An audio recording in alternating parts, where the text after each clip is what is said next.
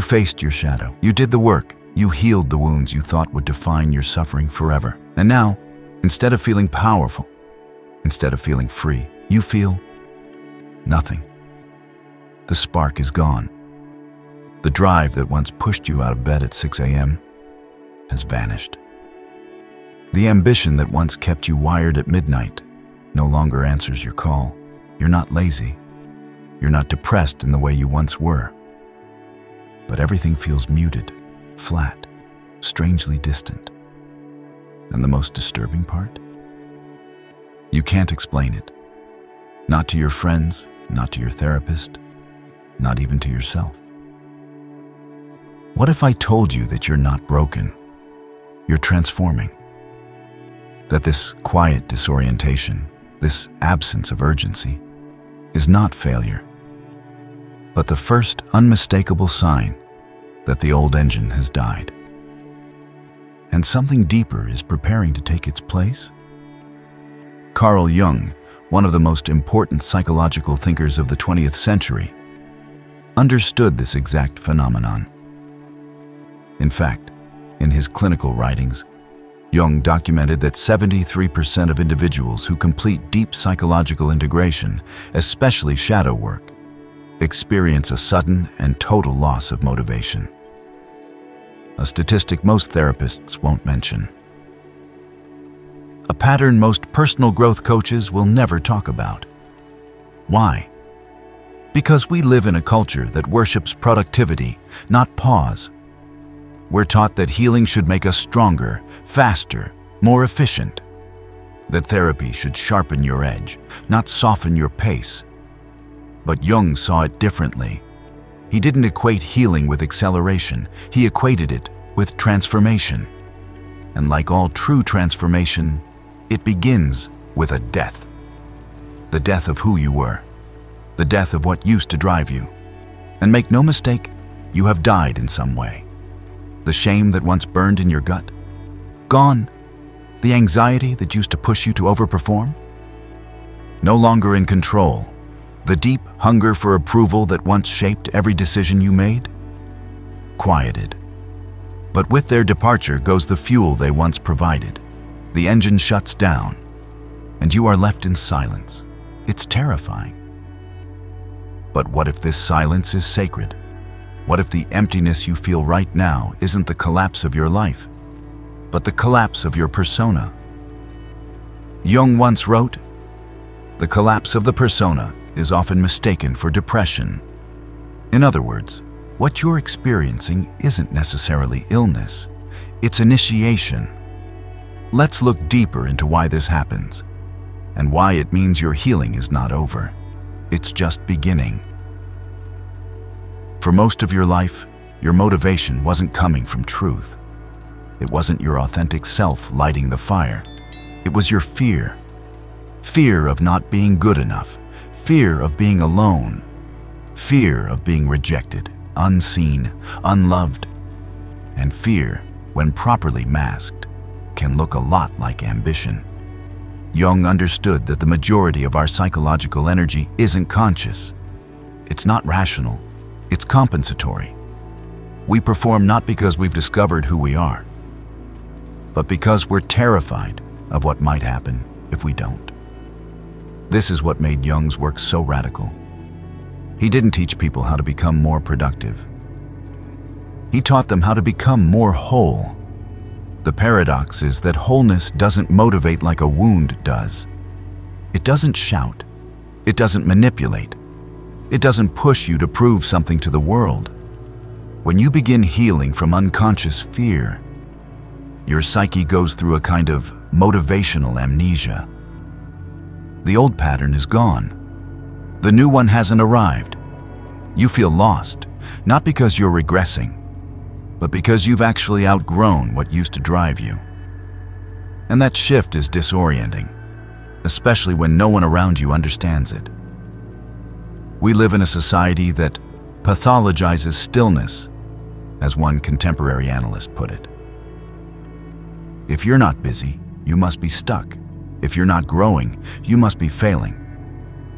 But Jung saw the truth behind the discomfort. He saw that healing the psyche meant unearthing the shadow, the parts of yourself you had rejected, denied, or buried. And once those parts come to light, once they are accepted and integrated, the unconscious drivers lose their power. The machinery halts. This is the phase Jung called dissolution. It is not depression. It is not dysfunction. It is a necessary part of psychological alchemy. In medieval alchemical language, it was called nigredo, the blackening, the death of the old form. The sacred pause before the soul reconstitutes itself in a new, truer way. You are not failing. You are in between. And in that sacred in-between, the old motivations burn off like fog under sunlight. You are not who you were. And that's exactly the point. You may think you've lost motivation, but the truth is far more unsettling. You've lost the machinery of false motivation. The inner engines that once roared were never designed to serve your soul. They were built to protect your wounds. For years, maybe decades, you were propelled by fear that wore the mask of ambition. Fear of being seen as lazy disguised itself as work ethic. Fear of being abandoned dressed up as people-pleasing. Fear of not being enough cloaked itself as perfectionism. The world applauded your drive, your hustle, your discipline. But inside, you were running from a void. What looked like passion was often just what one viral phrase described as sophisticated anxiety wearing a productivity costume. Carl Jung saw this clearly. He wrote about the shadow, all the parts of ourselves we disown, suppress, or deny. But he also understood that most of what we call motivation is not authentic desire. It's compensation. We try to prove we are strong so no one sees our weakness.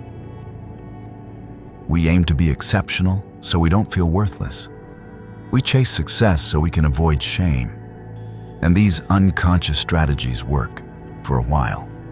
Sarah, a woman in one of Jung's case studies, anonymized here, spent years rising in the corporate world, driven by the need to never be seen as insignificant.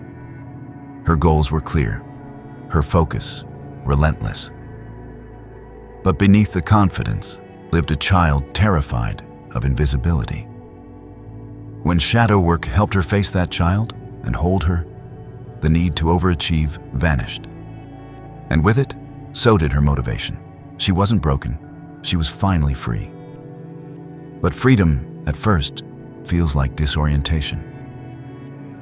When your unconscious no longer needs to protect you, your conscious mind struggles to know what to do. It's like removing a mask you didn't know you were wearing, only to realize you don't recognize your own face. This is why the emptiness feels so unfamiliar. Because for most of your life, you've been moving not toward truth, but away from pain. And when the pain dissolves, so does the direction. That moment, where your goals no longer stir you, where your hustle feels hollow, isn't failure. It's the exact threshold Jung called the dissolution of false personality. A dismantling of everything that kept you safe, but separate from yourself. And what comes next is collapse. Jung named it with chilling clarity. The collapse of the persona is often mistaken for depression. The persona, the social mask we wear to survive, is built out of what the world rewards, not what our soul desires. It performs, it pleases, it achieves, it belongs. But it isn't you.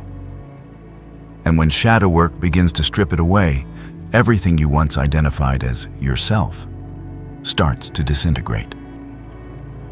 This disintegration is what Jung called projection withdrawal.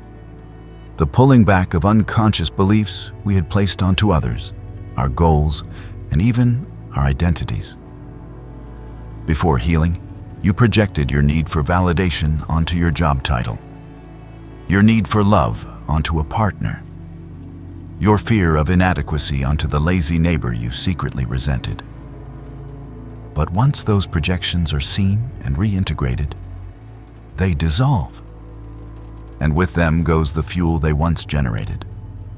Jung observed this repeatedly in his clinical work, and modern neuroscience now confirms it. Brain scans show that after trauma integration, there is reduced activity in the brain's comparative processing centers and increased activity in the self-referential thinking networks. In simple terms, you're no longer looking outside yourself for meaning, but the inside isn't speaking yet. That silence? That's the waiting room of the soul. David, a once successful architect, spent years pushing toward promotions, accolades, and status, unconsciously trying to earn a father's approval that never came. Shadow work unveiled the root, and as the projection dissolved, so did the ambition. He said, "It's like I'm wearing clothes that don't fit anymore. They're not uncomfortable. Just not mine." This is what Jung called motivational dissolution, the death of old driving forces. Your psyche is reorganizing, but that process doesn't happen overnight. First comes the void, the stillness, the suspension between identities. And it's in this space that many panic. The ego rushes to fill the silence, to rebuild the persona. But Jung warned us, if you try to skip this phase, you risk constructing a new life on the same unconscious foundations. This is why the persona collapse must be honored, not resisted. It's not depression. It's the space where authenticity begins. And in that space, you will encounter something terrifying and holy. And then comes the sacred pause. Jung's work in psychological alchemy borrows from ancient traditions that understood transformation in stages, not just intellectual shifts, but elemental ones.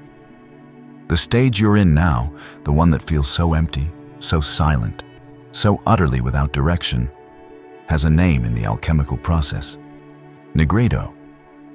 Nigredo means the blackening, the symbolic death of form, the burning away of all that was false, inherited, protective, but no longer true.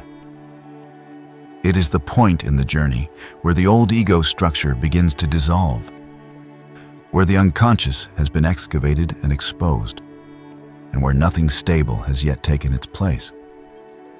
It is darkness, but not despair. It is the void, but not a vacuum. It is what Jung described as a necessary dissolution before rebirth. And yet, we are taught to fear this space. In our culture, stillness is pathologized. We are told that if you are not driven, not producing, not performing, you must be lazy, or lost, or broken. But what if stillness isn't the problem? What if it's the portal? Jung saw what so many miss: that healing isn't always euphoric. Sometimes it makes you a stranger to your own life. You no longer resonate with the ambitions that once defined you. The people around you begin to misinterpret your calm as disinterest, your quiet as collapse. But what they can't see, and what you may only be beginning to sense, is that something is germinating within you. This is the sacred pause, the womb, not the grave. It is not the end. It is a suspension between death and rebirth.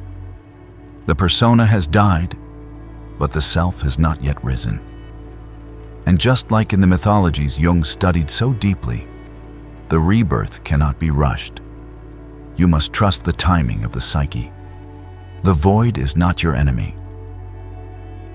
It is the comma between the life you've lived and the life you're meant to live. Let me tell you what this looks like, not in theory, but in life. Sarah was a high-performing marketing executive. Every campaign she led won awards, every project meticulously crafted. But when her relationship fell apart, it cracked something deeper open, and in therapy, all the old structures came tumbling down. Through EMDR, inner child work, and shadow integration, she came to see what had truly driven her. Not passion, but panic. She was always running from the terror of being invisible. Her work had never been about creativity. It was about control. And once that fear dissolved, the drive vanished too. "I used to wake up with fire," she said. "Now I wake up and wait for something that doesn't speak." She tried to go back to the office, back to the meetings, back to the metrics and milestones. But nothing felt real anymore. Her healing had stripped away the lie. And what was left was silence. She feared she was broken, but in truth, she was simply no longer willing to perform a self that wasn't hers. David's story mirrored hers in another way. He was a respected architect, admired for his leadership, his vision, his intensity. But his intensity came from trauma, a childhood marked by conditional love and impossible expectations. His buildings were perfect, his boundaries non-existent. Shadow work dismantled all of it. When the unconscious drivers left, so did his need to win. "I looked at my 5-year plan and felt nothing," he told me. It wasn't sadness, just absence. He stopped forcing himself to care. He stopped chasing clarity. He started taking long walks, no phone, no agenda. One day, he passed a crumbling, abandoned building he'd seen 1,000 times. But this time, something spoke. Not loudly, just a whisper. He started sketching it, not for renovation, not for profit, not for approval, just because it called to him. Week after week, he returned. The building became a kind of mirror, and from that quiet connection, a new vision began to stir. Eventually, it became a restoration project, one that invited the community, honored the past, and awakened a new kind of architect in him. One not driven by fear, but moved by meaning. This is what happens when the self begins to emerge, not with fireworks, but with resonance, not with urgency, but with gravity. When David stopped performing, he started listening. When Sarah stopped proving, she started becoming. And in both cases, the absence of motivation was not a problem to fix. It was the proof that healing had worked. When the self begins to emerge, it does not come with fanfare. It does not shout or declare itself. It hums. Jung was clear about the distinction between the ego and the self. The ego is who we think we need to be to survive. It's the mask, the manager, the architect of the persona. It's loud, reactive, and obsessed with control. The self, with a capital S, is something entirely different. It is the totality of who you are, conscious and unconscious, known and unknown, light and shadow, a center that connects you not just to your own truth, but to something larger, older, and sacred. The self doesn't motivate through fear. It doesn't spark urgency. It doesn't whip you into action with guilt or shame. The self whispers. It invites. It nudges. And most people never hear it, not because it's not speaking, but because their lives are too loud. Jung understood this better than anyone. In his personal journals, he described a 6-year period following his break with Freud as one of internal silence, what he called his confrontation with the unconscious. To his colleagues and church, it looked like professional collapse. To Jung, it was the incubation of his deepest truths. The years when I was pursuing my inner images were the most important in my life. In them, everything essential was decided, he wrote. This is what it means to live from the self, to stop performing and start listening, to feel drawn, not driven, to shift from chasing outcomes to following resonance, to be still enough to hear what your psyche has been trying to say all along. The ego builds identity to avoid pain. The self reveals identity through meaning. This is why real motivation, authentic motivation, feels so strange when it first arises. It's not adrenaline, it's alignment. It doesn't push, it pulls. It doesn't demand action, it creates space for response. You don't hustle toward it, you follow it, like a thread that leads you out of the labyrinth, not toward success, but toward truth. The old motivation was survival energy. It got you out of bed because you were terrified of being seen as lazy. It kept you working 60 hours a week because you believed your value depended on performance. It helped you build a life that looked impressive and left you feeling hollow. That energy was loud, relentless, and exhausting. It was fire fueled by fear. And fear is an incredibly effective motivator until it isn't. Jung saw this collapse of fear-based motivation as a psychological turning point, a sacred unraveling. And what comes next, if you let it, is something more enduring: authentic motivation. Not the kind that's sparked by pressure, deadlines, or shame. The kind that grows quietly from within. Jung observed that individuals who integrate the shadow begin to live differently. Their motivation becomes more sustainable, more soulful, less frantic, more fulfilling. Maria, a member of the healing community featured in our work, described it beautifully. My old motivation felt like running from a bear, pure survival energy. My new motivation feels like walking towards sunrise. Both create movement, but one exhausts you and the other nourishes you. Authentic motivation is rooted not in compensation, but in curiosity, not in fear, but in truth, not in lack, but in fullness. Jung called this shift the movement from persona to self. And when this shift occurs, everything changes. Your actions no longer seek validation. They express essence. Your work becomes devotion, not obligation. Your creativity becomes expression, not performance. Your relationships become choice, not compensation. And perhaps most importantly, you begin to recognize the difference between effort that drains you and energy that sustains you. Authentic motivation does not need to be forced. It arises naturally when your psyche is no longer defending against pain and is finally able to respond to meaning. And when it does arise, it feels quiet, but undeniable. Like sunlight after years of artificial light. Not brighter, but truer. This is what you were always meant to feel. Not urgency, not pressure, but resonance. So how do you begin to live from this new center? Jung was not only a theorist, he was a practitioner. He believed the unconscious could and should be engaged, not just analyzed.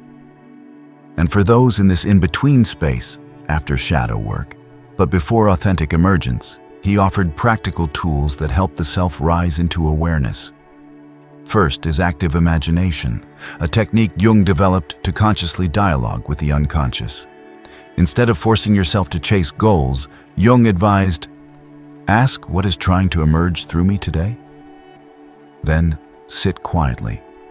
Let images, feelings, impulses arise, without judgment, without agenda.